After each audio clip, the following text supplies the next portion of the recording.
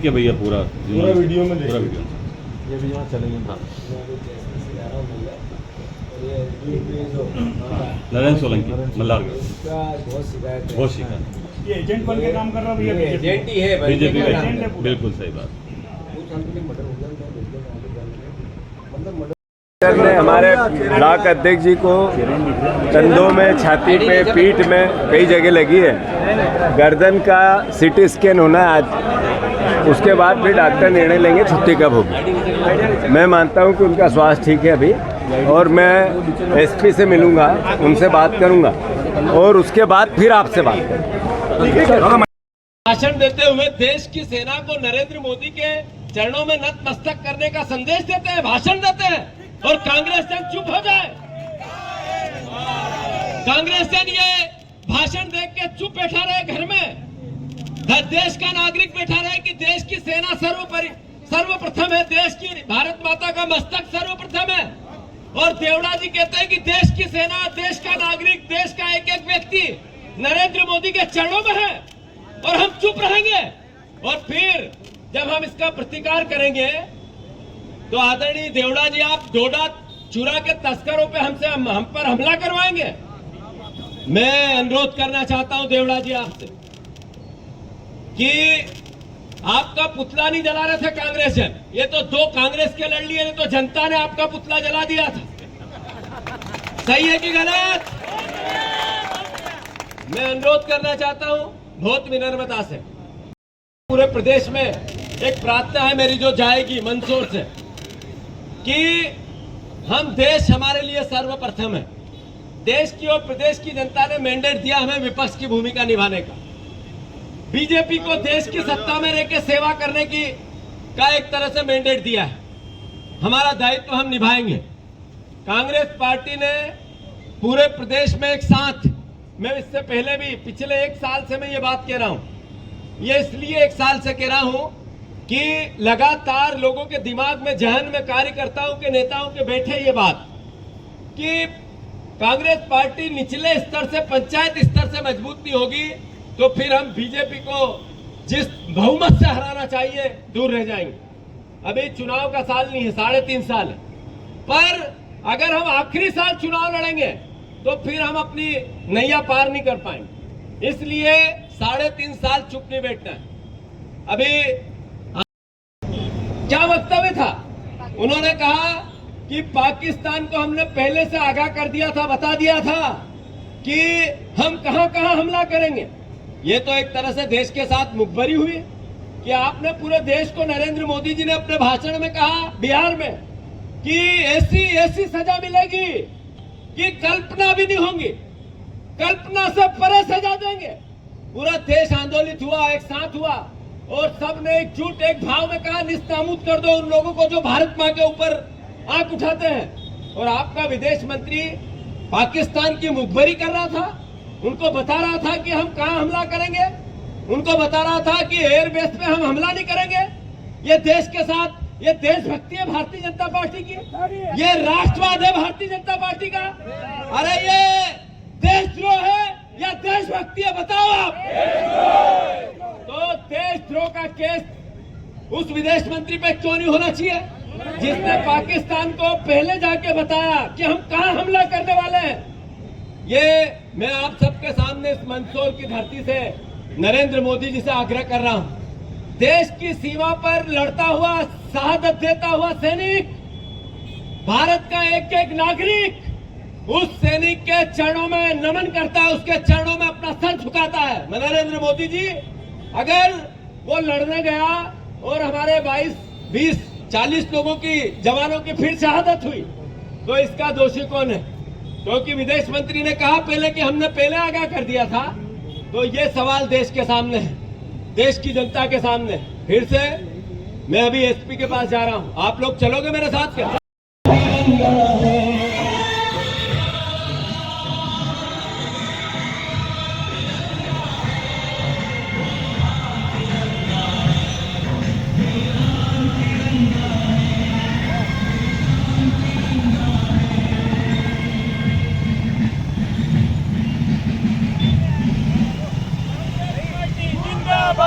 एक झंडा ही लगा लेते। हाँ जी, 2 पटवारी।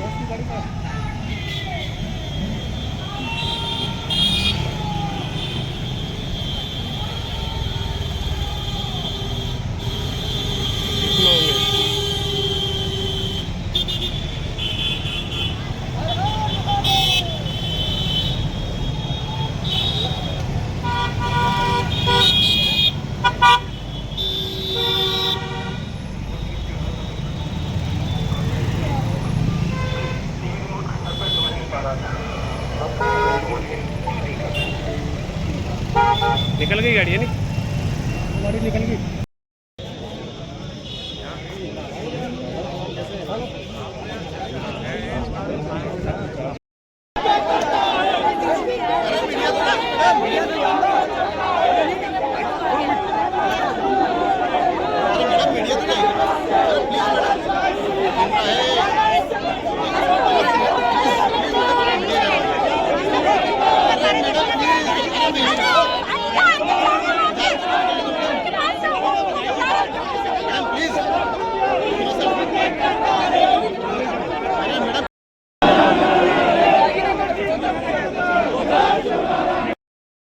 जी बिल्कुल, अगर इस संबंध में कोई भी साक्ष्य दिएंगे, मैं तो आंकड़े पे सर ये बात कर रहा हूँ कि 7 महीने में 300 लोग के खिलाफ कार्रवाई हुई है। केवल मेरे ये मल्हारगढ़ में कितने?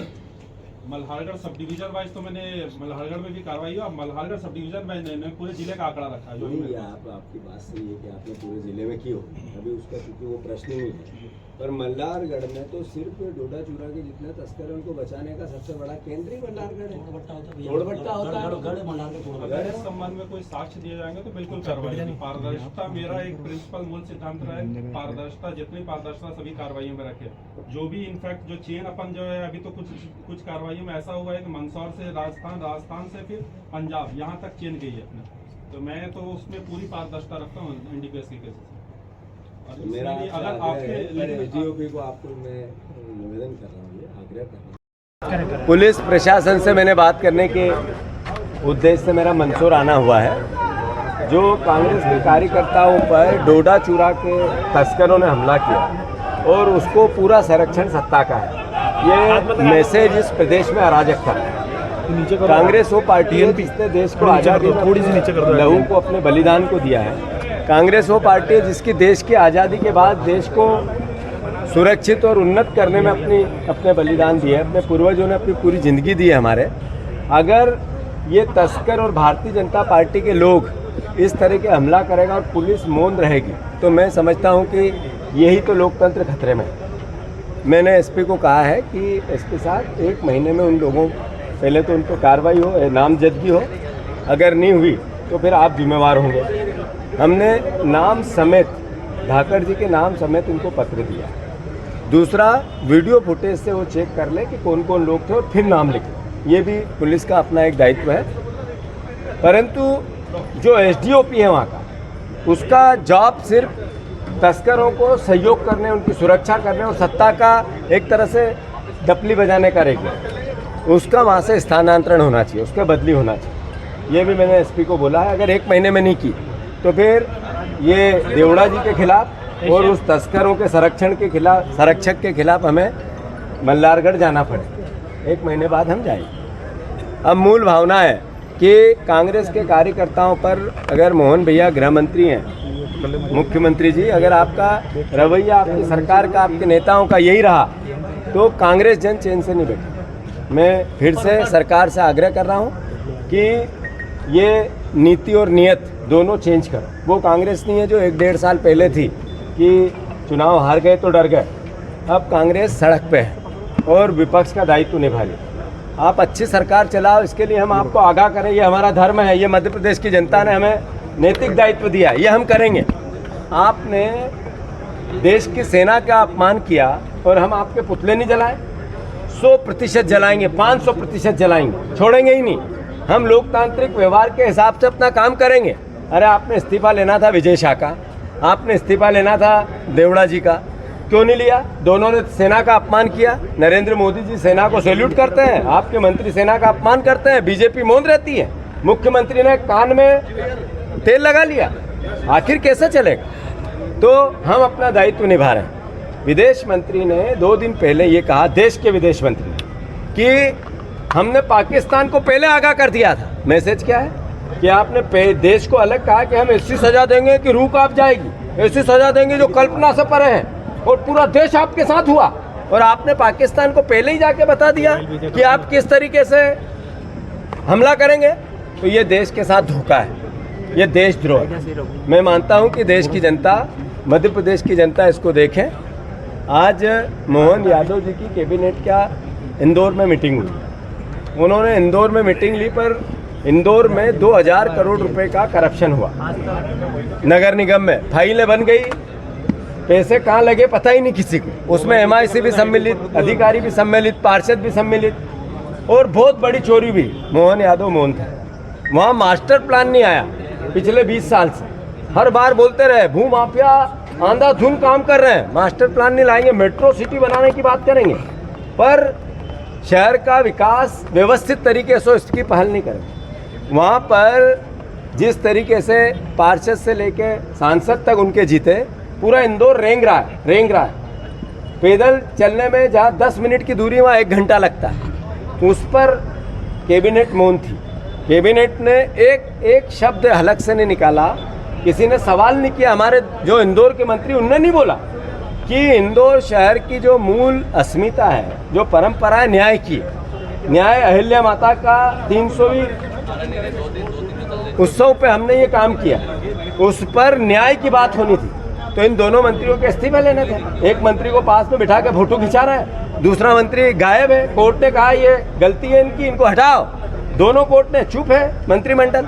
तो मैं मानता हूँ ये सब सवाल मध्य प्रदेश की जनता के सामने हैं, और हम सब मिलकर इसका जवाब मांगेंगे।